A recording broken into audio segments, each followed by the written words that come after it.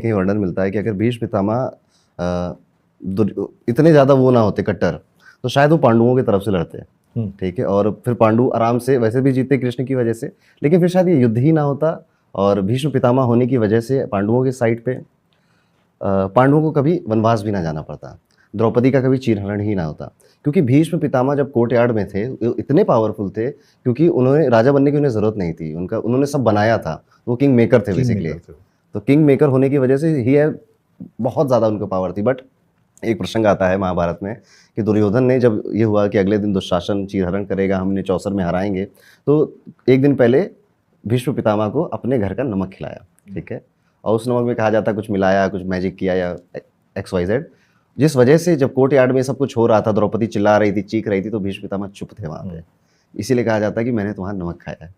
ठीक है, ओके। तो यहाँ से ये बात भी एक आती है। अदरवाइज भीष्म पितामह तो मेरे ख्याल से एक मॉरल है बहुतों के लिए, कि एक पुत्र कैसा होना चाहिए, एक संरक्षक कैसा होना चाहिए, एक पितामह कैसा होना चाहिए। भीष्म पितामह के इसी कहानी में सबने बाहुबली देखी होगी। करेक्ट।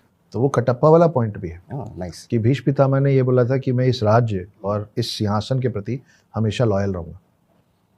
और उस समय जो राजा थे वो धृतराष्ट्र थे, तो राजा के प्रति उनका जो वचन था, उस वचन से बंधे हुए वो किसी और का साथ नहीं दे सकते थे, उनको राजा का ही साथ देना था। इसलिए वो लगातार आखिरी तक धृतराष्ट्र को समझाने की कोशिश करते रहे कि पुत्र मोह छोड़िए और जो सही है वो कीजिए, लेकिन वो हुआ नहीं।